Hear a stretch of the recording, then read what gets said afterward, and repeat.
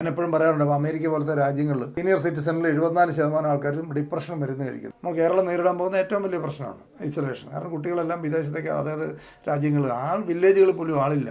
ഞങ്ങളുടെയൊക്കെ അവിടെ വീടിൻ്റെ അടുത്ത് ജംഗ്ഷൻ 7 മണിയാകുമ്പോൾ തന്നെ ഉറങ്ങിക്കഴിയും. നിങ്ങൾ അടുത്ത കാലത്ത് വാട്സാപ്പിലൊക്കെ ഒരു വീഡിയോ ഓടുന്നത് കണ്ടിട്ടുണ്ടാവും. ഒരു പഞ്ചായത്തിലെ ഇഷ്ടംപോലെ വീടുകൾ വിൽക്കാനുണ്ട്, കോടിക്കണക്കിന് രൂപയുള്ള വീടുകൾ വിൽക്കാനുണ്ട്.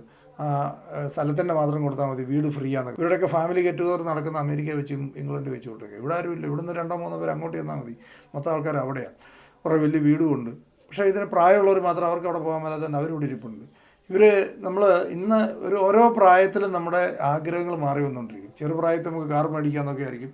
കുറച്ച് കഴിഞ്ഞാൽ പിള്ളേരെ നമ്മുടെ ബന്ധുക്കളുടെ ഏറ്റവും വലിയ ആളാണ്. നമ്മുടെ വീട്ടിലൊരു ഡോക്ടറില്ല, ഒരു ഡോക്ടർ എന്നാൽ നീ നമ്മുടെ വീട്ടിലെ ഡോക്ടർ എന്നൊക്കെ പറഞ്ഞ് പേരൻസ് തീരുമാനിക്കുക. നമ്മുടെ വീട്ടിൽ ഡോക്ടർ ഇല്ലാത്തതിൻ്റെ പകരം വീട്ടാനാണ് ഈ മോൻ എന്നൊക്കെ പറഞ്ഞ് നേരത്തെ പേരൻസ് തീരുമാനിക്കാം പിള്ളേരുടെ പ്രൊഫഷൻ ഏത്. ഇങ്ങനെയൊക്കെയുള്ള ഇത് മണ്ടത്തരങ്ങൾ കാണിക്കാതെ കുട്ടികളുടേതായ ഇന്ന് ഇഷ്ടംപോലെ കോഴ്സസും അവരുടേതായ രീതി വളരാൻ ഇഷ്ടംപോലെ അവസരങ്ങളുടെ കാലം. പണ്ടെന്ന് പറഞ്ഞാൽ 2-3 ഓപ്ഷനേ ഉള്ളൂ.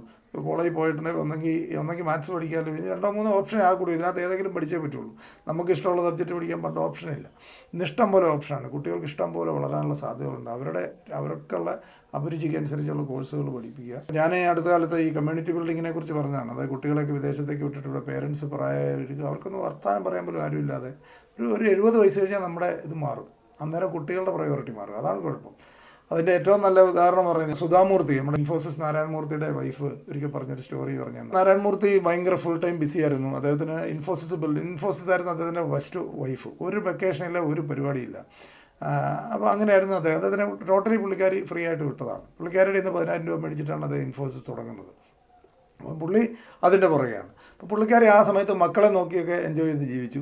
കഴിഞ്ഞ് മക്കൾക്ക് ഒരു ദിവസം പുള്ളിക്കാരി ഇല്ലാതെ ജീവിക്കുന്നത് എങ്ങനെയാണെന്ന് ഓർത്തുകൊണ്ടായിരുന്നു മക്കളിരുന്നത്. കുറച്ച് കാലം കഴിഞ്ഞിട്ട് മക്കൾ കല്യാണം കഴിച്ചു. അവർ പുറത്തേക്കൊക്കെ അങ്ങോട്ടും ഇങ്ങോട്ടൊക്കെ പോയി. പിന്നെ മക്കൾ എല്ലാ ദിവസവും ഫോൺ വിളിക്കുന്ന ആ ലെവലിലേക്ക് മാറി. ഗ്രാജ്വലി ഫോൺ വിളിയുടെ എണ്ണം കുറഞ്ഞു. പിന്നെ വൈകുന്നേരം അല്ലെ എപ്പോഴേലും വിളിക്കാൻ തുടങ്ങി. രാവിലെ വിളി മാറി എപ്പോഴേലും വിളിക്കാൻ തുടങ്ങി. കുറച്ച് കഴിഞ്ഞ് അവരുടെ വിളി നോക്കി ഇവർ നോക്കിയിരിക്കുകയാണ്. അയ്യോ വിളിച്ചില്ലോ, മോള് വിളിച്ചില്ലോ എന്ന് പറഞ്ഞാൽ അന്നേരം പറഞ്ഞാൽ ബിസി ആയിരുന്നു, രാവിലെ ഓഫീസിലെ വർക്ക് ഉണ്ടായിരുന്നു, അതുണ്ടായിരുന്നു, ഹസ്ബൻഡിനെ വിടണമായിരുന്നു, കുട്ടികളെ വിടണമായിരുന്നു, അമ്മ ഇങ്ങ് വിളിച്ചാൽ പോരായിരുന്നു, അങ്ങനെ പറയാൻ തുടങ്ങി. അങ്ങനെ ഗ്രാജ്വലി ഇത് പുള്ളിക്കാരത്തിൻ്റെ ആവശ്യമായി വന്നു, ഇവരെയൊക്കെ വിളിക്കുക, സംസാരിക്കുക എന്നുള്ളത്. അന്നേരമാണ് പുള്ളിക്കാർ തിരിച്ചറിഞ്ഞത് അത് കുട്ടികളുടെ പ്രയോറിറ്റി മാറും. നമ്മളെല്ലാവരും വിചാരിക്കുന്നത് നമ്മളെ ചിന്തിച്ചുകൊണ്ട് അവർക്കിപ്പോൾ തൽക്കാലം വേറൊന്നും ചിന്തിക്കാൻ ഇല്ലാത്തതുകൊണ്ടാണ് ചിന്തിക്കുന്നത്. കുറച്ച് കാലം കഴിഞ്ഞാൽ അവർക്ക് ഭാര്യയായി, അല്ലെങ്കിൽ ഭർത്താവായി, അവർക്ക് കുട്ടികളായി, അവർ ജോലിയായി, ബിസിനസ്സായി, അവരുടെയും പ്രയോറിറ്റികൾ മാറിക്കഴിയുമ്പം ഈ പേരൻസ് മിച്ചം വരും. പേരൻസിനുണ്ടല്ലോ അവരോട് സംസാരിക്കേണ്ടത്, പ്രയോറിറ്റി മാറുന്നതാണ്. സോ അവരെ കുറ്റം പറയുന്നതല്ല, പ്രയോറിറ്റി മാറും. പുള്ളിക്കാർ പറഞ്ഞാൽ അവരുടെ പ്രയോറിറ്റി മാറി. അപ്പോൾ നമ്മൾ മനസ്സിലാക്കേണ്ട ജീവിതത്തിൽ നമ്മൾ ഒറ്റയാണ്. ബാക്കി ഇടയ്ക്കൊക്കെ കുറേ ആൾക്കാർ നമ്മളോടൊപ്പം വന്നു എന്ന് മാത്രമേ ഉള്ളൂ. ഒന്നെങ്കിൽ ഹസ്ബൻഡ് വന്നു, ഭാര്യ വന്നു, അല്ലെങ്കിൽ കുട്ടികൾ വന്നു എന്ന് മാത്രമേ ഉള്ളൂ. ജീവിതത്തിൻ്റെ നമ്മളോടൊപ്പം സഹയാത്രികരെന്ന് മാത്രമേ ഉള്ളൂ. ഫൈനലി നമ്മൾ ഒറ്റയ്ക്ക് ജീവിക്കേണ്ടവരാണ് എന്നുള്ള തിരിച്ചറിവ് ഉണ്ടായപ്പോൾ മുതലാണ് പുള്ളിക്കാർ സ്വന്തമായിട്ടൊരു സ്റ്റിച്ചിങ് യൂണിറ്റ് ഇട്ടു. ഒത്തിരി ആൾക്കാരെയൊക്കെ അവസരം കൊടുത്തു.